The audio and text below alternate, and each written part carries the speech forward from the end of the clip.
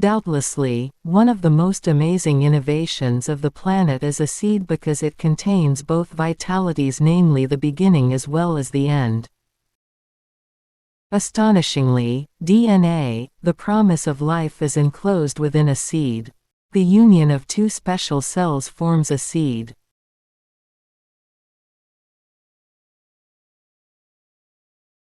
Each of these cells originates from either parent carrying cryptically encoded DNA messages that will be precisely deciphered under the appropriate germinating conditions.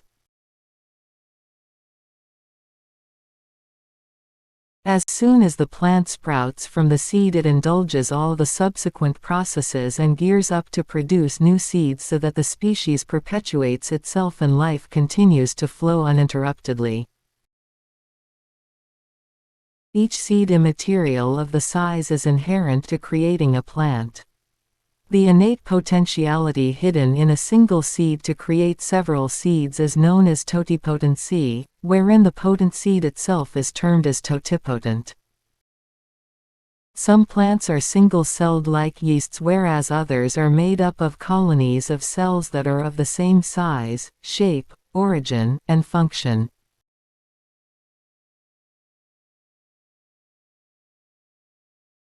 Besides, there are even plants that are made up of diverse kinds of cells, that vary in size, shape, origin, and function. Cells that have the same size, shape, origin, and function flock together to form a unit widely known as the tissue.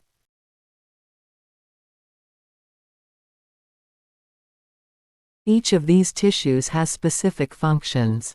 In a plant, different tissues differ in chemical composition and other characteristics. If we consider an apple tree, we find that the leaf tissue is distinctly different from the stem tissue, but both of them owe their existence to the same seed and thus basically have the same genetic material. So, the genetic makeup of each cell is determined by the genes that it carries. In other words, genes are the heredity units or the DNA lengths that eventually make the chromosomes whereby each species normally possesses its own unalterable number. Genes govern the fundamental aspects of life. In other words, DNA is the blueprint of life and its reading is orchestrated with the highest possible accuracy. It is quite interesting to find that all the genes do not function simultaneously. A few start action only at maturity, others may be limited at an initial stage, and some possess uninterrupted function ceasing only at death. The operation of genes is through the production of enzymes, proteins, and hormones. This is popularly known as gene expression.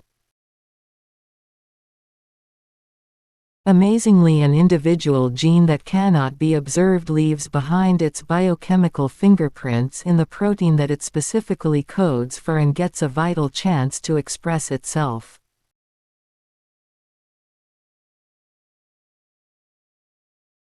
Absorbingly, in a single plant, the variations in chemical compositions and physiological functions of different tissues are the result of the restraints that are imposed by internal and external factors on the expression of a gene function. When a tiny seed germinates, it has to undergo a long and tedious process to turn into a majestic tree. Especially in a multicellular plant, the cells have to face several changes to turn into a functional mature cell from a newly developed cell.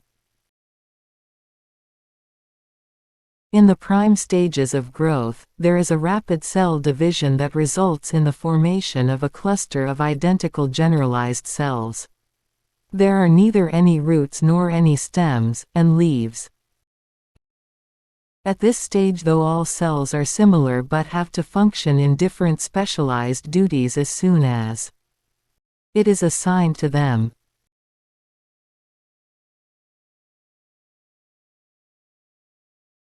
It is in the later stages of growth wherein the roots start exploring their voyages in the fertile soil and the stem initiates its journey skyward.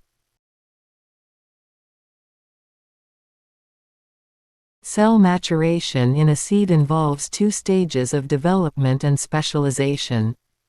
The eventual appearance and function of each cell depending on the change it undergoes during differentiation.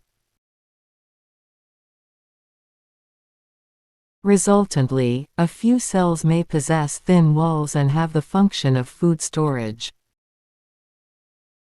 Other cells may function as conducting components to transport water and associated minerals. On the other hand, a few cells develop thick walls giving the required strength and rigidity to a plant. Cells can even modify their appearance as well as physiological components to carry out their tasks more efficiently.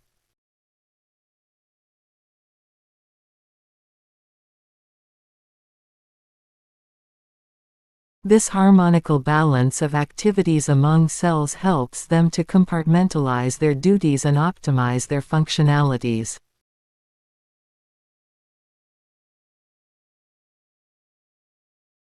In a plant body, in a normal state, different cells may express only a part of their innate potentiality.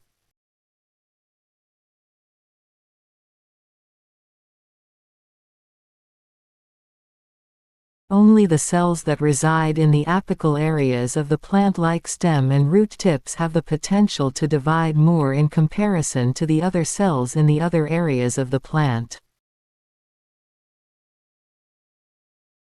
This is called the selective expression of physiological characteristics and is analogous to activating only a section of DNA code and letting the other genes remain dormant.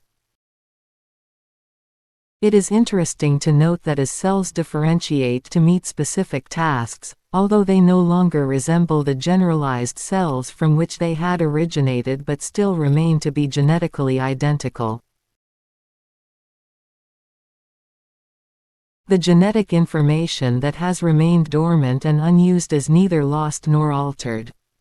They act as the sacrifice who pay the price for specialization attainment. These dormant genes are non-reversible and a few of them may lose their totipotency and others may be manipulated to transcend the self-imposed restrictions. However, in many plants, the totipotency power may be awakened via optimum external environmental conditions and stimuli. Astonishingly, a few plants require the mildest stimuli to express their totipotency, and with modest persuasion, bits of shoots will successfully develop roots at their lower ends and give rise to copies of their parent plants. Thrillingly, this forms the foundation of the commercial propagation of test tube plants like tomatoes, roses, and more horticultural and floricultural delights. Thus, it is clear that though the cells that have the latent power of totipotency and are successful to make up the shoots and roots are differentiated and turn into specialized and mature cells, they still retain the unique capability to give rise to other tissues. In fact, these dormant cells act as the sleeping giants that have power in leash, and though these specialized plant cells carry out their functions diligently, they have an intrinsic totipotent capacity.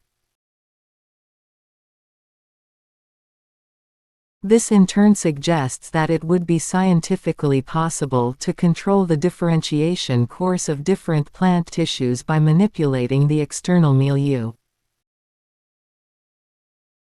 This inherent capacity of cells in the plant tissues undoubtedly holds a promise to revolutionize the novel agricultural practices that are widely known today as the test tube plants.